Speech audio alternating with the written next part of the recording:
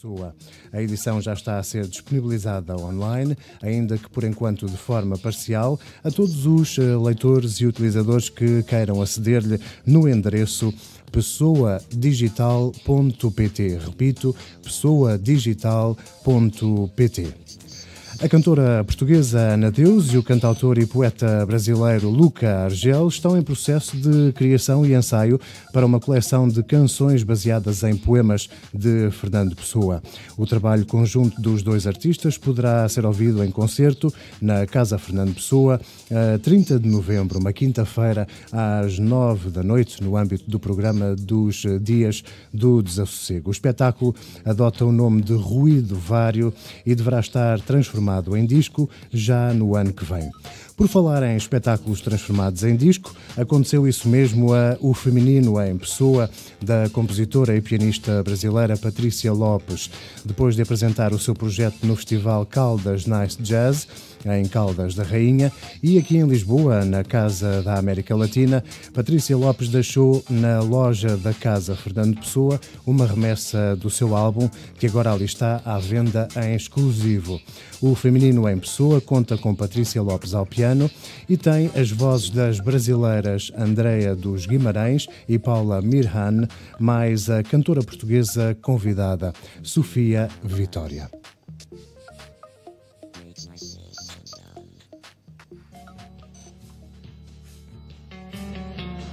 Não sou nada. Nunca serei nada. Não posso querer ser nada. À parte isso. Tenho em mim todos os sonhos do mundo.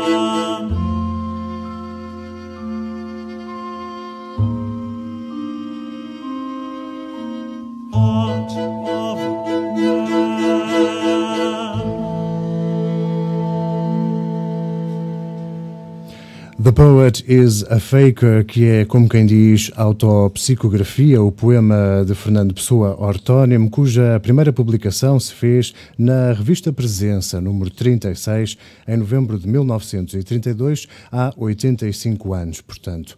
Gostamos de efemérides e gostamos mesmo muito desta versão dos alemães Mensagem Ensemble, um projeto nascido e gravado em 2014. A voz foi do contratenor Johnny Kreuter, com Miriam Goetz na viola, Hui Chun Lin no violoncelo, Charlotte Bickenhauer no vibrafone e Benjamin Hiesinger, o compositor desta peça, no contrabaixo. A atmosfera que o Mensagem Ensemble nos deixa é um cartão de abertura muito interessante para apresentar os meus convidados desta emissão, Luís Soldado e Alexandre Liraleite. Luís Soldado é o autor da partitura, da música, e Alexandre Liraleite, o encenador da ópera de câmara Tabacaria, uma estreia mundial criada pela Inestética Companhia Teatral, que estará até ao próximo dia 19 de novembro em cena no Palácio do Sobralinho, em Vila Franca de Xira, de quinta-feira a sábado às 9h30 da noite e aos domingos às 6 da tarde. A direção musical deste espetáculo é de Rui Pinheiro e as estrelas vocais são o barítono Rui Baeta e a soprano Inês Simões, que estão em palco com um ensemble constituído por Daniela Pinheiro, na flauta, Catherine Stockwell, no fagote, Magda Pinto, aliás, na viola, e Sofia Azevedo, no violoncelo. Por minha vontade, toda a equipa do espetáculo estaria aqui connosco. A logística permite-nos apenas duas pessoas da companhia. De qualquer das formas, agradeço-vos muito a presença e poderíamos começar a conversa por uma questão que tem que ver com o ponto onde tudo começou. A Tabacaria, a ópera de câmara que é agora levada a público pela Inestética Companhia Teatral, tem um percurso que começa muito antes do dia 2 deste mês, quando finalmente se estreou, nomeadamente a preparação de todos os dossiês e documentação para concorrer, como fizeram, aos apoios pontuais no regime anual de apoio à criação do Estado. E a companhia venceu também nesta posição, o que permitiu o arranque de todo o processo desta tabacaria. Tinham fé que o vosso projeto fosse contemplado por estas verbas do Estado? Olá, boa tarde. Acreditávamos no projeto e para além disso, esta ópera surge também na sequência de uma ópera anterior que fizemos, O Corvo, a partir do famoso poema do Edgar Allan Poe, e que obteve uma grande receptividade por parte não só do público, mas também por vários teatros que programaram e mostraram interesse por este formato tão singular. Relativamente à tabacaria, por todas as razões, e em particular pelo autor escolhido, penso eu, o facto de estarmos pela primeira vez a apresentar uma ópera a partir deste fabuloso poema do Fernando Pessoa, do Álvaro de Campos, seu heterónimo, achámos que de facto o projeto tinha condições para existir e para ser apoiado. Felizmente, para além da DG Artes e desse apoio estatal, tivemos também no concurso da Fundação GDA, fomos selecionados e, portanto, tivemos também esse apoio. E por fim, conseguimos também a colaboração da Casa Fernando Pessoa, que é, de facto, bastante importante também para credibilizar o projeto em si, para conseguirmos chegar a um público mais vasto. E a par da Câmara Municipal de Vila Franca de Xira, que é o município que nos acolhe neste momento, portanto, que é a entidade proprietária do Palácio de Sobralinho, no fundo estas 4 entidades tornaram possível esta aventura e está a ser bastante aliciante neste momento apresentá-lo ao público e sentir o pulso da sala e sentir como as pessoas estão a reagir a esta nossa proposta. E a reação tem sido, de facto, bastante interessante por parte do público daquilo que temos ouvido. Em relação à escolha de Fernando Pessoa, como é que chegaram até ele depois de vários anos de atividade da companhia? Uma primeira parte da pergunta, porquê Fernando Pessoa, é óbvia, mas é necessária, e depois, porquê a escolha de Álvaro de Campos? Bom, a Inestética tem vindo a desenvolver um projeto muito autoral. Muitos dos espetáculos são, de facto, construídos por nós, portanto, e tem essa matriz mais experimental e mais autoral. Mas, a par desses projetos que vamos apresentando, temos selecionado uma série de autores com os quais nos identificamos.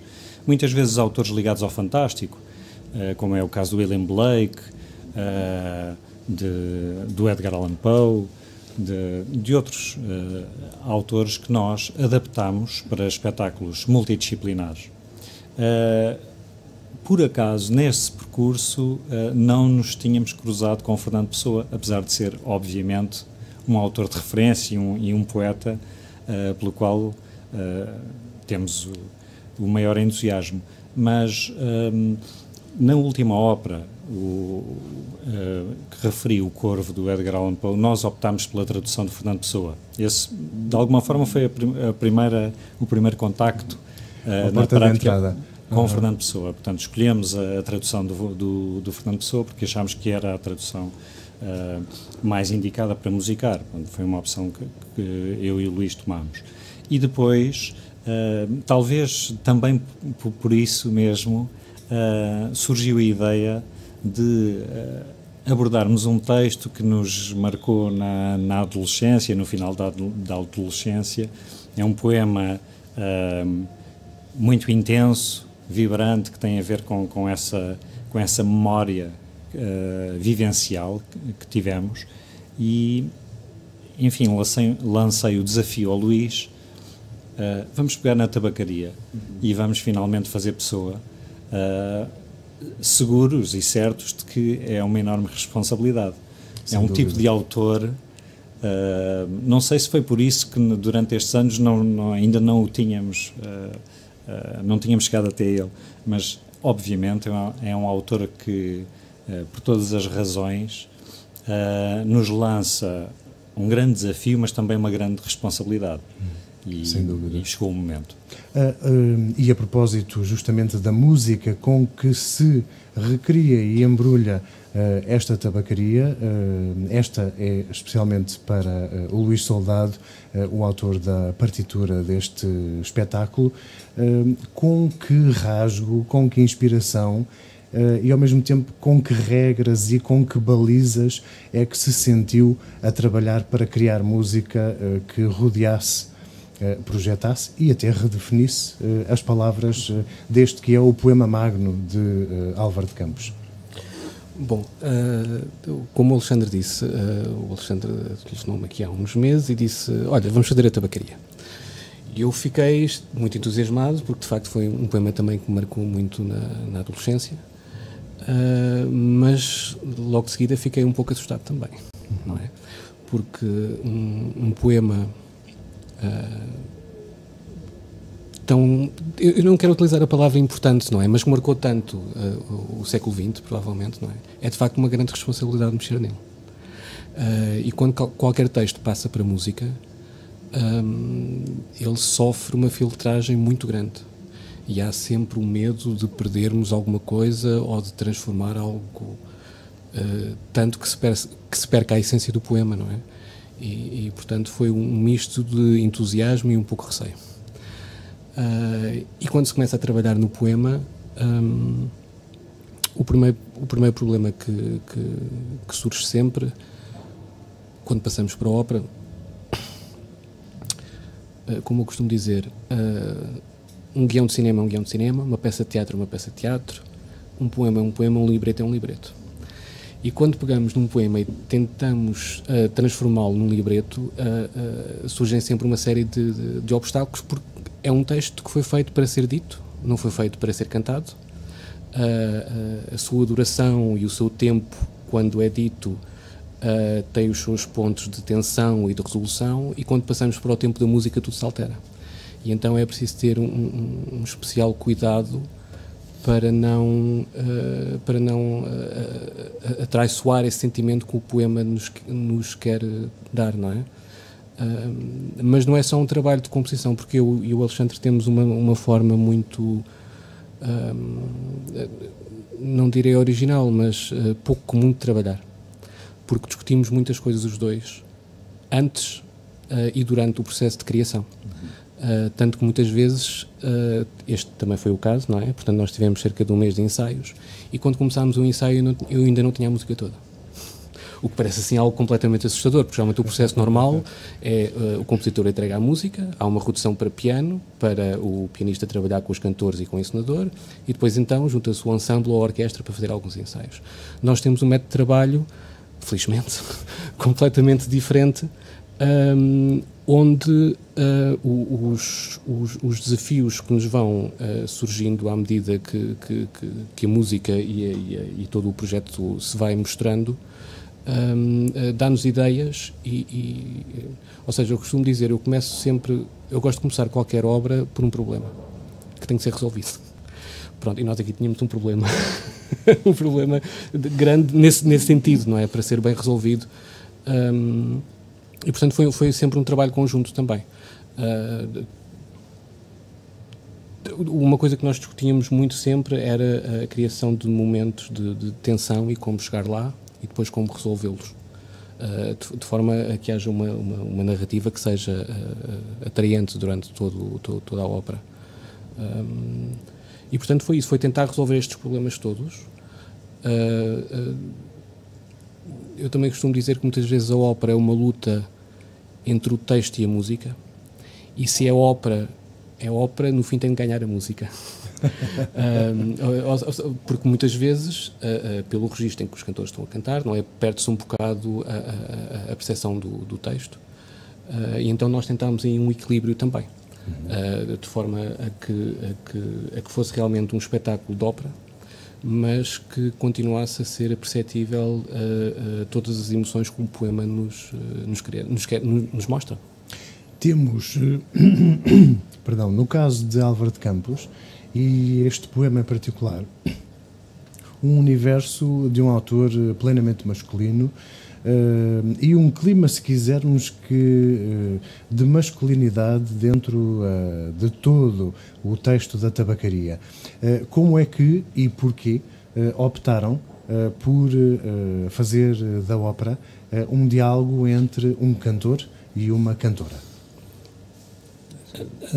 A dramaturgia foi,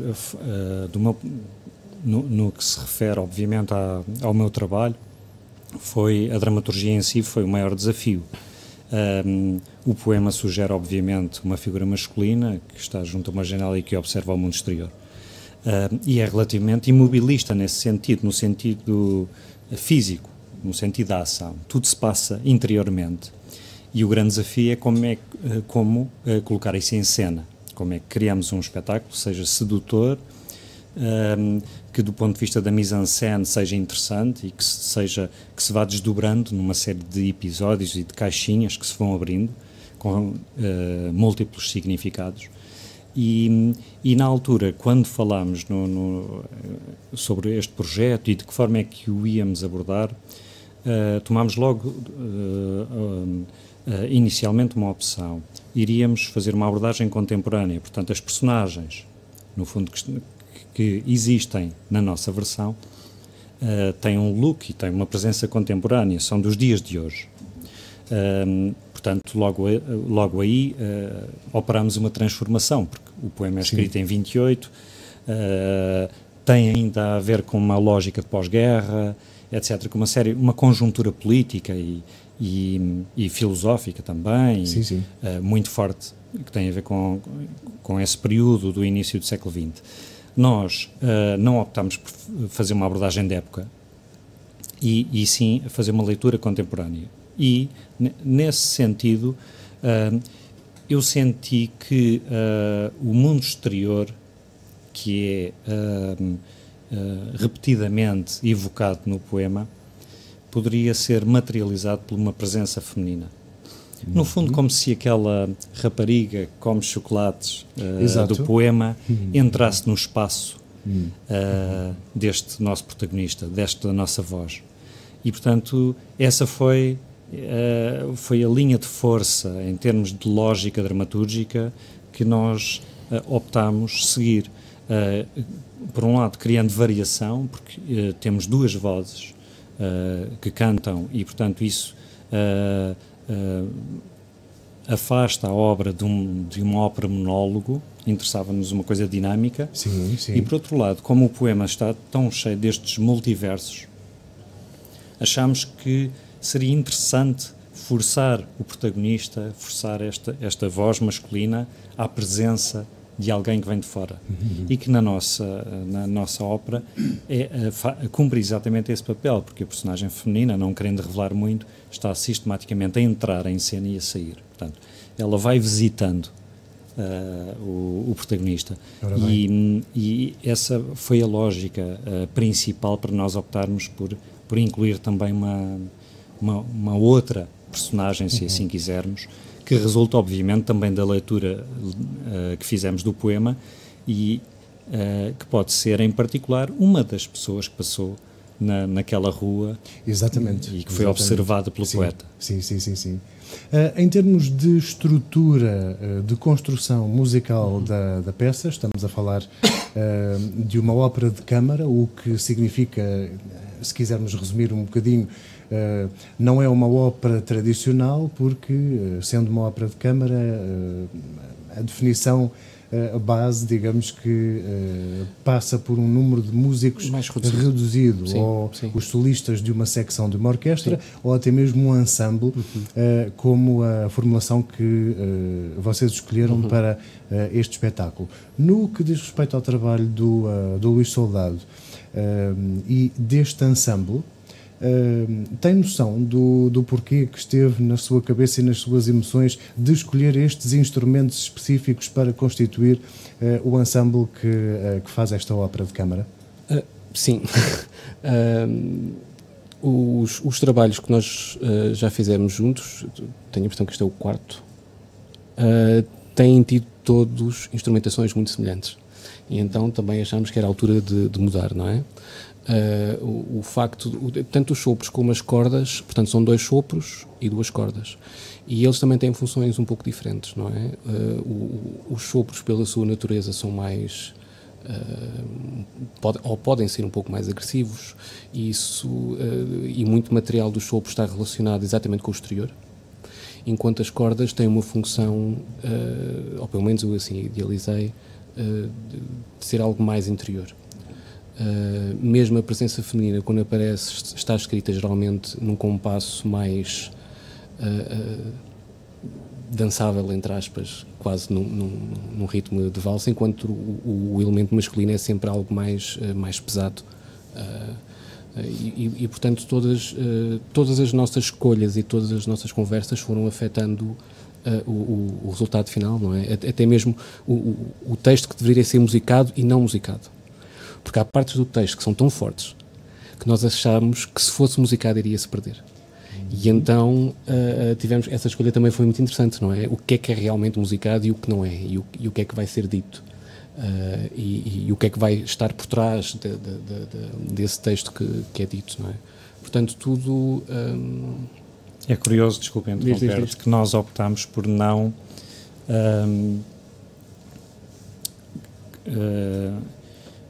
por não cantar, entre aspas, os 4 primeiros versos do poema. Sim. Exato. Pois, aquela coisa demolidora, sim. Achámos que era impossível dar uma voz, materializar do ponto de vista da voz, tanto cantado como dito. Achámos que não poderia ser. Portanto, os espectadores leem aqueles versos, mas eles não são ditos. E é uma forma de entrarem logo dentro do espetáculo, não é? Porque quando estamos a ler, interiorizamos e identificamos com o texto, não é? E assim é muito mais claro. Isto, no fundo, para falar da responsabilidade, que há pouco nós mencionávamos, a responsabilidade de abordar um poema destes, que está no imaginário coletivo. e que é um poema que já foi tão citado e tantas vezes dito, muitas vezes declamado por grandes atores, etc. E em alguns momentos nós tivemos que tomar este tipo de decisões. São decisões mais drásticas, mas que têm a ver também com a nossa abordagem, com a nossa leitura do que deve ser dito e o que não pode ser dito. E em concreto, o poema na nossa versão, portanto, nesta ópera, não está integral. Nós optamos perdão, por selecionar cerca de 80% do poema. Houve algumas estrofes, alguns versos que achamos que não tinham a ver com a dramaturgia, com a nossa abordagem, com as características que eu há pouco enumerei. E, portanto, mas está praticamente integral. Mas houve algumas decisões que tinham a ver com a lógica dramatúrgica do espetáculo. E foi coisas que fomos trabalhando também ao longo dos ensaios, não é? Que de facto, ou seja, nós acabamos por ter ali um laboratório musical e de dramaturgia, não é? Temos muita sorte nesse sentido, não é? De conseguirmos ir trabalhando as coisas aos poucos, não é? Não me lembro do primeiro ensaio, que quando nos desapareceu tudo, víamos que tínhamos ali muito trabalho ainda pela frente, mas eu fiquei muito satisfeito. Quem está de fora e ainda não viu o espetáculo, só viu e ouviu instantes em gravações, fica logo com uma curiosidade aguçada, porque não estamos de facto na presença de um espetáculo tradicional. Vamos aprofundar isto um pouco mais já daqui a pouco. Para já, propunha-vos que, e a propósito da palavra de Pessoa, que fizéssemos um intervalo para que fôssemos perceber melhor, e os nossos ouvintes e espectadores também, o esqueleto daquilo que nos trouxe aqui. As palavras de Álvaro de Campos, Fernando Pessoa, neste caso, e outra vez no registro de efemérides que eu já confessei que gosto bastante. Ele é um dos maiores recitadores portugueses de todos os tempos, e neste caso a memória do álbum Fernando Pessoa por João Vilaré leva-nos até 1957, portanto é uma conta redonda de uma gravação que já leva 60 anos e que queria trazer agora aqui à antena para depois retomarmos a conversa. Não sou nada. Nunca serei nada. Não posso querer ser nada. À parte disso, tenho em mim todos os sonhos do mundo.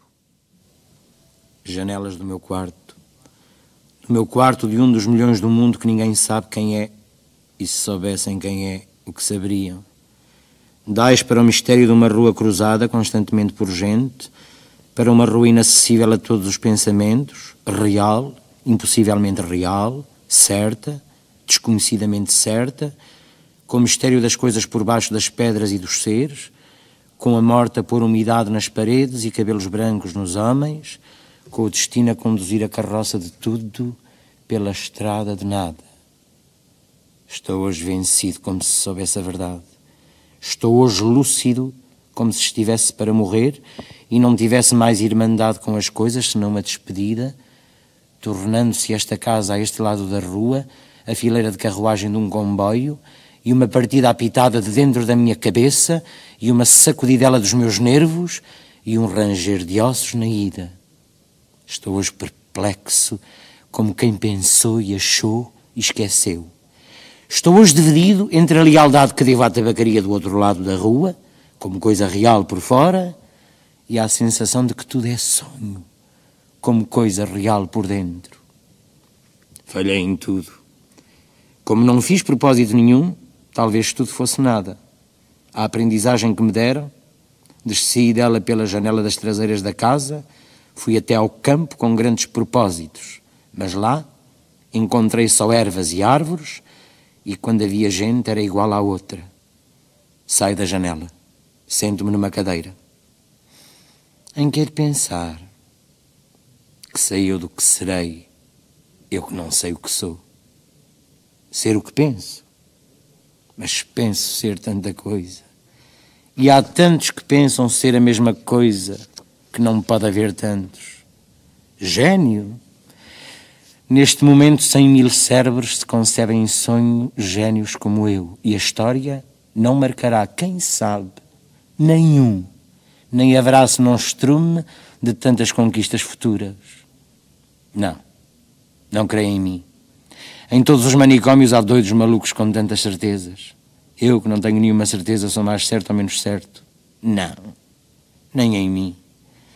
Em quantas mansardas e não mansardas do mundo não estão nesta hora génios para si mesmos sonhando? Quantas aspirações altas e nobres e lúcidas, sim, verdadeiramente altas e nobres e lúcidas, e quem sabe se realizáveis, nunca verão a luz do sol real, nem acharão ouvidos de gente. O mundo é para quem nasce para o conquistar, e não para quem sonha que pode conquistá-lo, ainda que tenha razão. Tenho sonhado mais do que Napoleão fez. Tenho apertado ao peito hipotético mais humanidades do que Cristo. Tenho feito filosofias em segredo que nenhum Kant escreveu. Mas sou, e talvez serei sempre da mansarda, ainda que não more nela. Serei sempre o que não nasceu para isso. Serei sempre só o que tinha qualidades. Serei sempre o que esperou que lhe abrissem a porta ao pé de uma parede sem porta e cantou a cantiga do infinito numa capoeira e ouviu a voz de Deus num poço tapado. Crer em mim? Não, nem em nada. Derrame-me a natureza sobre a cabeça ardente o seu sol, a sua chuva, o vento que me acha o cabelo e o resto que venha se vier ou tiver que vir, ou não venha. Escravos cardíacos das estrelas, conquistamos todo o mundo antes de nos levantar da cama. Mas acordamos e ele é opaco. Levantámo-nos e ele é alheio. Saímos de casa e ele é a Terra inteira, mais o Sistema Solar e a Via Láctea e o indefinido. Come chocolates, pequena. Come chocolates. Olha que não há mais metafísica no mundo senão chocolates. Olha que as religiões todas não ensinam mais que a confeitaria. Come, pequena suja. Come. Pudesse eu comer chocolates com a mesma verdade com que comes. Mas eu penso, e ao tirar o papel de prata, que é de folha de estanho, deito tudo para o chão, como tenho deitado a vida. Mas ao menos fica da amargura do que nunca serei a caligrafia rápida destes versos, pórtico partindo para o impossível. Mas ao menos consagra a mim mesmo um desprezo sem lágrimas, nobre ao menos no gesto largo com que atino a roupa suja que sou, sem rol, para o decurso das coisas e fico em casa sem camisa. Tu que consolas, que não existes e por isso consolas, ou a deusa grega concebida como estátua que fosse viva, ou Patrícia romana impossivelmente nobre e nefasta, ou princesa do trovador gentilíssima e colorida, ou marquesa do século XVIII decotada e longínqua, ou cocote célebre do tempo dos nossos pais, ou não sei que moderno, não concebo bem o quê, tudo isso, seja o que for, que sejas, se pode inspirar, que inspire. Meu coração é um balde despejado, como os que invocam espíritos, invoco a mim mesmo e não encontro nada. Chego à janela e vejo a rua com uma nitidez absoluta. Vejo as lojas, vejo os passeios, vejo os carros que passam, vejo os entes vivos vestidos que se cruzam, vejo os cães que também existem, e tudo isto me pesa como uma condenação ao degredo, e tudo isto é estrangeiro como tudo. Vivi, estudei, amei e até criei. E hoje não há mendigo que eu não inveje só por não ser eu. Olho a cada um os andrajos e as chagas e a mentira e penso: talvez nunca vivesses, nem estudasses, nem amasses, nem cresces, porque é possível fazer a realidade de tudo isso sem fazer nada disso. Talvez tenhas existido apenas como um lagarto a quem cortam o rabo e que é rabo para aquém do lagarto, remexidamente. Fiz de mim o que não soube, e o que podia fazer de mim, não o fiz. O dominó que vesti era errado. Conheceram-me logo por quem não era e não desmenti, e perdi-me. Quando quis tirar a máscara, estava pegada à cara. Quando atirei e me vi ao espelho, já tinha envelhecido. Estava bêbado. Já não sabia vestir o dominó que não me tinha tirado. Deitei fora a máscara e dormi no vestiário como um cão tolerado pela gerência por ser inofensivo. E vou escrever esta história para provar que sou sublime. Essência musical dos meus versos inúteis. Quem me dera encontrar-te como coisa que eu fizesse e não ficasse sempre de fronte da tabacaria, de fronte, calcando os pés, a consciência de ter existido, como um tapete em que um bêbado tropeça a um capaz que os ciganos roubaram e não valia nada.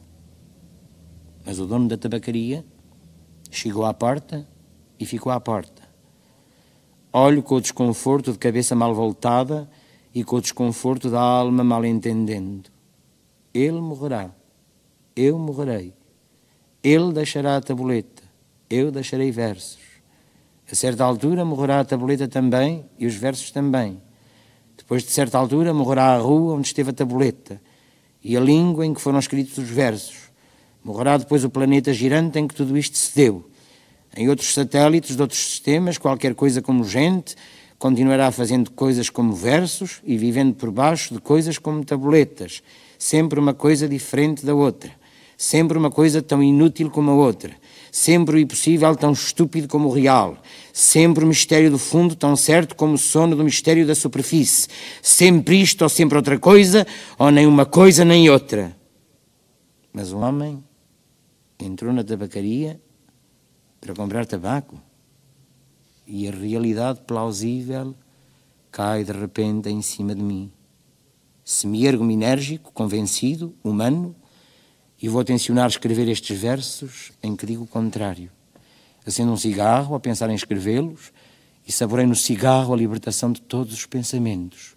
Sigo o fumo como uma rota própria e gozo, no momento sensitivo e competente, a libertação de todas as especulações e a consciência de que a metafísica é uma consequência de estar mal disposto. Depois deito-me para trás na cadeira e continuo fumando. Enquanto o destino me conceder, continuarei fumando. Se eu casasse com a filha da minha lavadeira, talvez fosse feliz. Visto isto, levanto-me na cadeira. Vou à janela.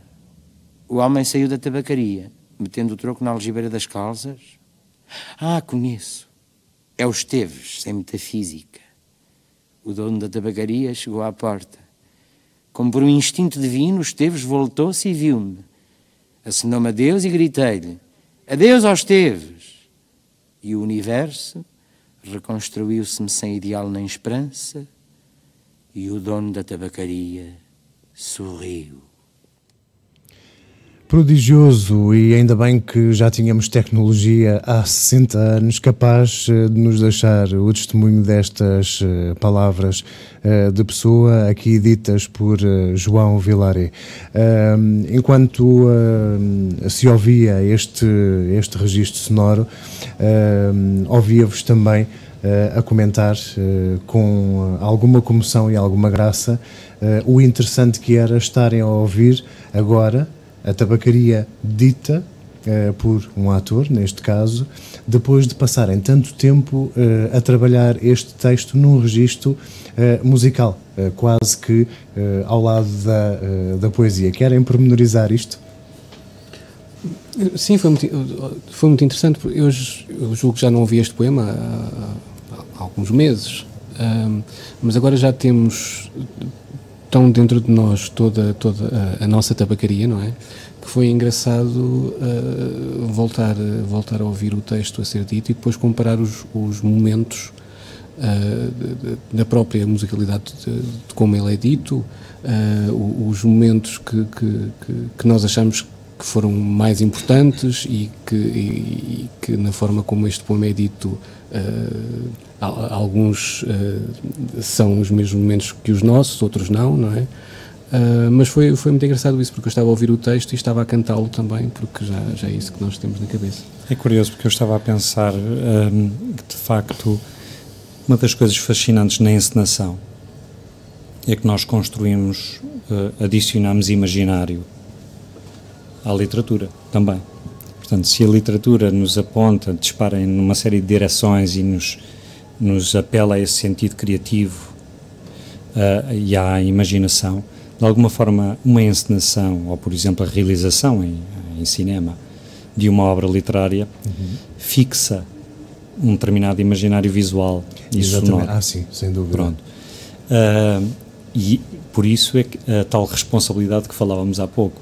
Nós estamos a construir para os espectadores que vão ver a nossa tabacaria também estamos a construir uma realidade pessoana que de alguma forma vai ser fixada, vai tornar-se memorável, espero eu. Espero eu. E isso é muito interessante, porque no fundo a história da arte é isso mesmo, a forma como diversos autores, diversos artistas se vão relacionando com os seus pares, com os seus antepassados, e como isto é uma reinvenção das coisas. Não acredito em fenómenos absolutamente inéditos, acredito sim numa continuidade criativa. Sim, é sempre uma camada por cima de outra camada. Camadas. E portanto é muito engraçado, porque estávamos a ouvir o João Vilaré dizer o poema e de facto, estando nós hoje dentro de um imaginário, de uma lógica que construímos, nos parece distante desta leitura, da forma como ele recitava o poema, nos parece outra coisa, e isso é também fascinante, como a poesia e a literatura conseguem construir realidades tão distintas e inspirar tantos autores. Mesmo neste caso, completamente fora daquilo que é considerado ainda hoje, apesar das coisas estarem muito melhores, mas quando pensamos em cultura e nas grandes manifestações de todas as áreas, continuamos sempre a pensar nas Lisboas e nos Portos. E, no caso da Inestética Companhia Teatral, estão sediados em Vila Franca de Xira e neste magnífico espaço que é o Palácio do Sobralinho, mas que está fora do roteiro. O que é que tem acontecido com as vossas produções que sistematicamente leva público, nomeadamente de toda a área metropolitana de Lisboa, para lá? O que é que há de tão acolhedor e maravilhante neste vosso espaço? Bom, em primeiro lugar, estando a companhia sediada no Concelho de Vila Franca, faz todo sentido para nós que façamos as estreias onde estamos em residência. Mas depois os espetáculos têm, de facto, viajado, têm ganho outros públicos, e também é para isso que trabalhamos e que lutamos, porque, obviamente, o Palácio é um sítio fascinante, é um sítio surpreendente pela sua envolvência, pelo ambiente e a proximidade que se consegue, nomeadamente na apresentação de óperas de câmara. Foi o caso do Corvo e agora da Tabacaria. A proximidade com a plateia, com o espectador, é tão grande que transforma aquela experiência numa experiência muito intimista, e é muito impactante essa sensação para os espectadores. Os espectadores dizem-nos isso. Mas depois os espetáculos têm circulado. Recordo-me, por exemplo, estivemos no Teatro Circo em Braga, com o Corvo, portanto vinhamos de uma sala para 40 espectadores e de repente estamos num teatro lindíssimo, mas para 900 espectadores. Exato. Em que tudo se transforma, ganham-se coisas, perdem-se outras, obviamente, mas tudo se transforma, a relação do espetáculo com o público e com o próprio espaço é outra, e nós temos que estar atentos a isso para conseguir que a experiência continue a ser memorável, que é algo que eu tento que aconteça sempre que possível. Mas é importante, obviamente, para nós termos um espaço que no fundo também é um laboratório que nos permite desenvolver estes projetos num local muito bonito, tranquilo, que estimula de facto a criatividade e permite isso, e depois temos sempre a intenção de trazer os espetáculos não só a Lisboa, mas também a outras cidades. Por vezes não se torna fácil isso, ou seja, grandes teatros que não apostam em companhias mais periféricas, e essa é uma luta complicada, é uma luta que por vezes nos retira alguma energia, obviamente, porque temos a consciência que, por exemplo, em Lisboa, ou no Porto, ou noutras grandes capitais, existe uma massa crítica, existe um número de espectadores muito superior a zonas mais periféricas. Sim, mas este trabalho acaba por ter muito valor, porque geralmente em Portugal, quando há ópera, são grandes produções. Sim. E este tipo de projetos também é muito original por isso, porque estamos a levar a ópera a outros públicos.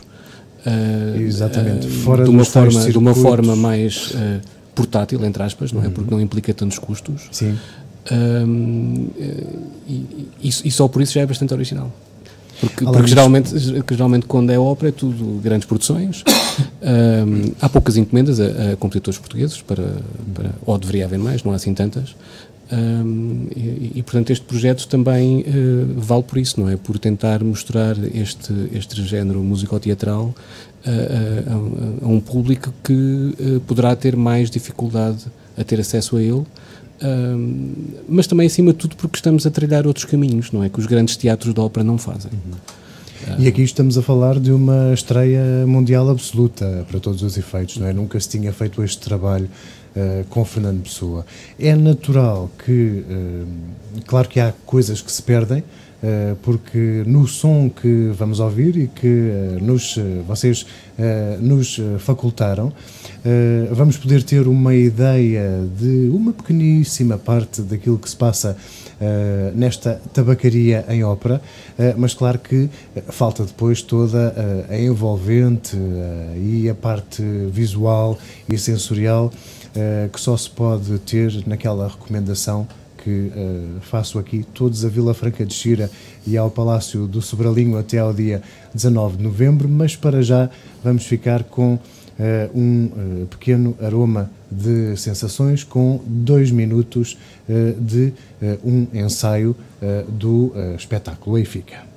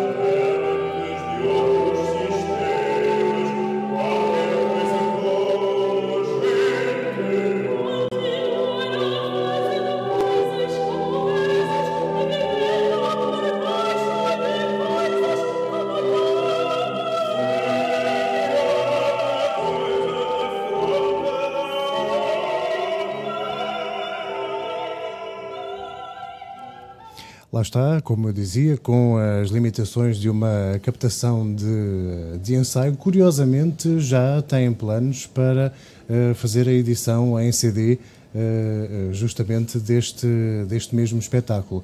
Para já, depois daquilo que acabámos de ouvir, gostava que me falassem um pouco destas duas figuras que acabam por estar à frente, à proa do espetáculo. Como tem sido o trabalho e trabalhar com o barítono Rui Baeta e a soprano Inês Simões?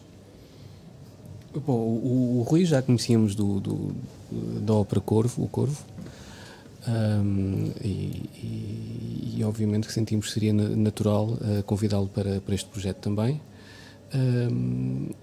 A Inês, eu já conhecia a Inês também, conheci em Londres, estivemos lá os dois a estudar aqui há uns anos, mas nós tivemos uma audição para cantoras, ouvimos dezena e meia ou 2 dezenas de cantoras, não sei. E a Inês também fez parte dessa audição e foi escolhida tanto por mim como pelo Alexandre. Portanto, no meu caso, eu já tinha trabalhado com os dois. A Inês já tinha cantado umas canções minhas em Londres também. O Alexandre não conhecia a Inês, mas também ficou muito satisfeito com ela e não tivemos qualquer dúvida em apostar nestes 2 nomes. São intérpretes com grande sensibilidade, que gostam também muito do rigor, do milímetro com que tentamos trabalhar, e eu, do ponto de vista da encenação, agrada-me que as coisas pareçam orgânicas, mas que sejam simultaneamente milimétricas. Sim. Esse é o grande desafio. E, nesse sentido, eles são 2 excelentes intérpretes, muito cúmplices de todo o processo. Exato. Que propõem também... Sim, que é uma coisa que se nota muito nesta ópera, não é? Há uma grande cumplicidade de toda a equipa, o do ensemble também. Com certeza se reforçou com esta ideia do trabalho em curso, do work in progress. Sim, porque há muitas partes, até na ópera, que são livres. Ou seja, os músicos têm a seguir o texto à medida que vai sendo cantado, mas também dito. Portanto, são zonas de respiração, exato, não é? Que têm alguma liberdade. Exato, e o ensemble reage muito bem a isso. Portanto, daí nós falamos dessa cumplicidade, porque toda a gente sabe que tem que esperar, ou que tem que avançar, ou quando é que passamos para outra parte, ou sabem muito bem sentir a sala também, o que é importante. E nota-se de facto uma grande cumplicidade nesta equipe. Em termos de registro do espetáculo, estão a pensar para CD ir para estúdio para fazer uma gravação, digamos que mais controlada, ou manter o clima orgânico e fazer uma gravação ao vivo para depois esta edição? Aliás, curiosamente, as coisas já estão em marcha. Tenho aqui o booklet, o libreto do CD, do futuro CD que sairá. Mas para já gostava de saber se já sabem que opção vão tomar, estúdio ou o ao vivo. Vamos optar por uma opção de meio termo. Ou seja, no Corvo foi um trabalho de gravação mais de estúdio. Gravar primeiro as partes instrumentais, depois gravar as partes vocais. E desta vez vamos optar por gravar as duas em simultâneo. A parte vocal e a parte instrumental, num ambiente controlado também, não ao vivo, porque de facto vão acabar por ter 2 objetos artísticos diferentes, o CD e a ópera em si. Portanto, há coisas que o CD nunca poderá mostrar, mas vai ter que ter uma dinâmica um pouco diferente do espetáculo. Sim, e à semelhança da nossa edição anterior, porque também editámos o Corvo do Edgar Allan Poe. De facto, isso que o Luís diz é importante, é porque a experiência de ver o espetáculo é uma, a todos os níveis, visual, sonora, acústica, e ouvir o CD em casa será outra. Portanto, nós temos esse cuidado. São objetos diferentes que também têm um tratamento relativamente distinto, porque são experiências distintas e, portanto, não se pode, daí a opção de não gravarmos ao vivo. Não é uma gravação ao vivo, não é disso que se trata. De facto, a qualidade do clipe que há pouco passou é uma qualidade baixa de ensaio. Serviu-nos de referência. Nós captámos o ensaio como referência. Obviamente que a qualidade do CD depois será alta e será boa. E também temos o privilégio e muita honra em poder fazer esse lançamento na Casa Fernando Pessoa, que se associou a este projeto e que nos acolhe para fazer o lançamento oficial do CD, será em fevereiro de 2018. Fantástico. E não há melhor sítio mais indicado para que esta ópera fique registada para a posteridade, não é? Porque o espetáculo tem este lado do efêmero, que é fascinante, mas simultaneamente eu diria se fica perdido. Enfim, quem não viu o espetáculo não vê. Por muito, mesmo que falávamos há pouco, que bom que havia estúdios há 60 anos para hoje em dia termos um João Vilaré. Não teríamos acesso ao João Vilaré a recitar este poema. De facto, nós tentamos também e pensamos começar a fazer estas edições áudio das óperas que temos vindo a criar, exatamente para que fique algo que perdure, um registro a que futuramente outras pessoas, outras gerações possam ter acesso. E, portanto, e vai ser também um objeto estudado, porque eu sou investigador também na Faculdade de Ciências Sociais e Humanas, no CESEM, e portanto o Alexandre também já foi assistir a algumas palestras, portanto todos estes objetos que nós fazemos têm também depois uma disseminação científica. Dentro das materialidades da literatura? Sim, porque é importante que fique tudo registado, não é? Mesmo o processo de trabalho que temos, e depois mais tarde a edição crítica das partituras e tudo, não é? Portanto, não acaba aqui. Irá ter uma disseminação muito maior. Nós, entretanto, por falar em acabar, temos de acabar por aqui. Agradeço-vos imenso, Luís Soldado, o responsável pela partitura, pela música desta tabacaria transformada em ópera de câmara, Alexandre Lira Leite, o encenador do espetáculo. Recordo-vos, esta ópera de câmara Tabacaria é uma estreia mundial criada pela Inestética Companhia Teatral e vai estar em cena até ao próximo dia 19 de novembro no Palácio do Sobralinho, em Vila Franca de Xira, para ver ainda de quinta a sábado às 9h30 da noite e aos domingos às 6 da tarde. É com esta proposta de todos a Vila Franca de Xira ao Palácio do Sobralinho para ver este tabacaria que nos despedimos até para a semana. Deixo a rodar uma proposta que também tem a ver com este universo, embora o país seja bastante longínquo e o registro seja completamente diferente, mais brechtiano. Para o final da nossa emissão, deixo a rodar uma das 21 faixas em que a atriz, compositora, a pianista, tangueira e poetisa mexicana de origem argentina, Liliana Felipe, transformou o poema de Álvaro de Campos. Este excerto de tabacaria é En Todo Fracassé, na voz brechtiana de Liliana Felipe, do álbum Tabacaria, editado em 1997 e ainda hoje disponível em CD através das Ediciones El Hábito. Até para a semana, fiquem bem, fiquem com as leituras de Fernando Pessoa. E por aqui, um Fernando Pessoa como nunca se ouviu. Afinal, a melhor maneira de viajar é sentir tudo de todas as maneiras. Sentir tudo excessivamente. Porque todas as coisas são, em verdade, excessivas.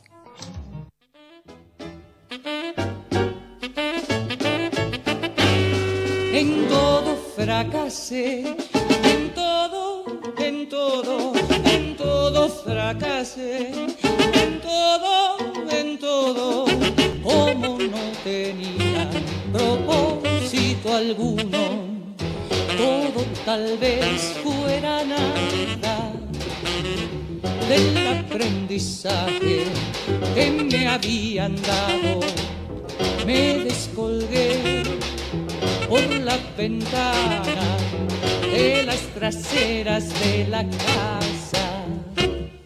En todo fracasé, en todo. Fui al campo con grandes propósitos.